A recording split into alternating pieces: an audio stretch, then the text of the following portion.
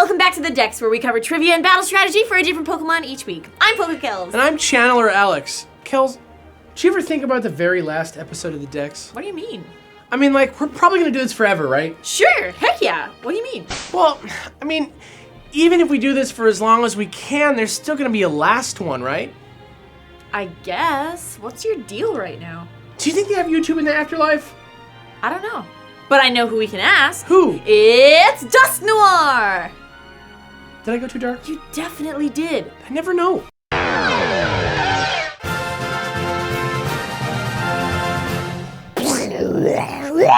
Dusknoir, creature of nightmares, a Gen 4 Pokemon who receives communications from the spirit world that tell him which human to capture and deliver there.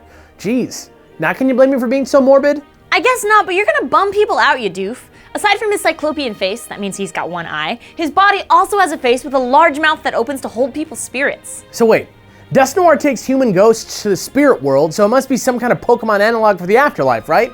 Where people and Pokemon go when they die?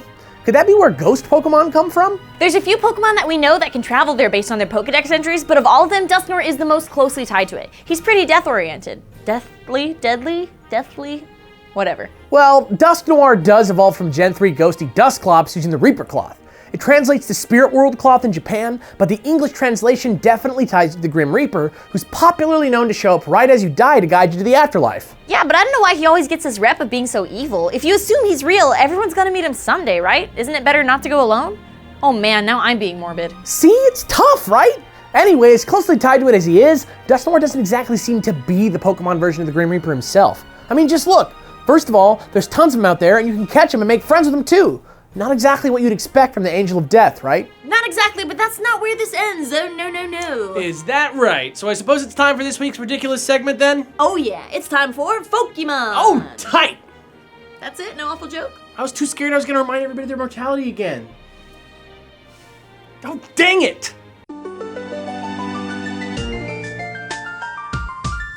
So beyond the differences we already pointed out, Dusknoir also has some kind of antenna on his head through which it receives instructions on who to bring to the afterlife. Doesn't that make him sound like he's in service to a higher power? But who? Well, why not the Grim Reaper? That's where he gets all his power from anyway, right? He evolves from a piece of his cloak.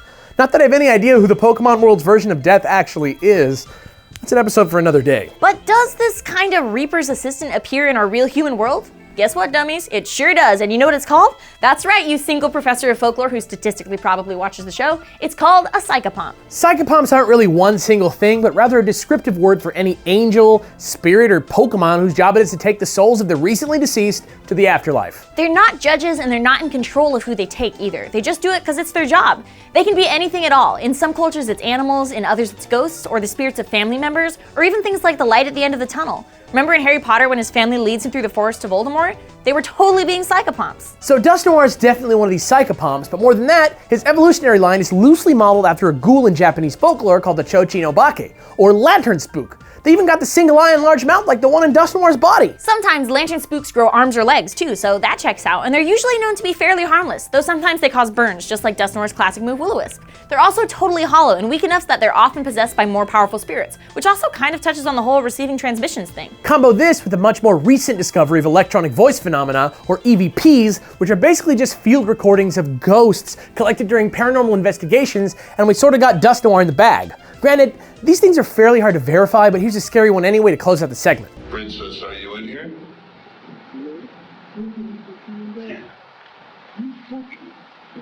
Princess, can you at least let us know you're in here?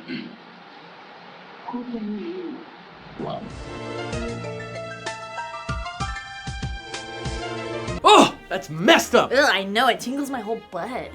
What? Nope, nothing. Battle strategy, right? Oh, yeah. Pokebutt! Pokemon.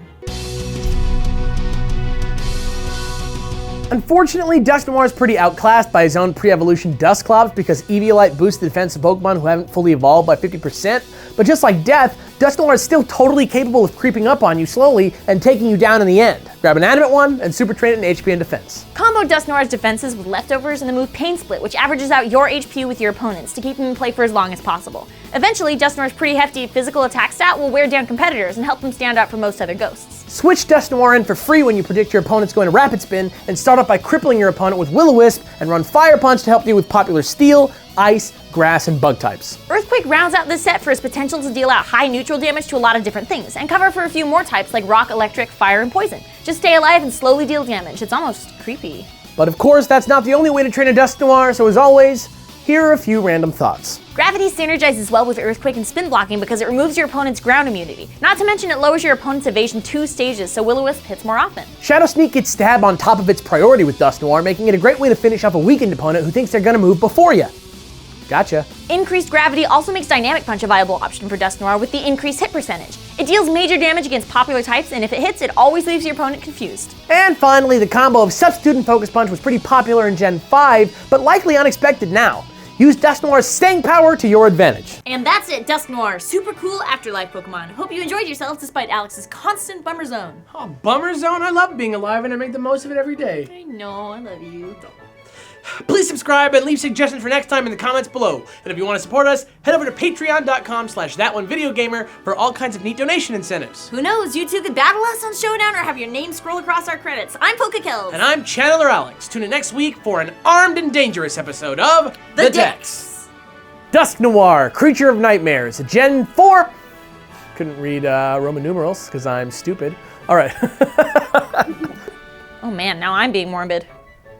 Morbid? Did I say morbid? His evolutionary line is loosely modeled after, so Dusknoir is definitely one of these psychopomps. But more than that, his evolutionary line is loosely modern. Pokeball! Pokemon. Plu. Plocoon.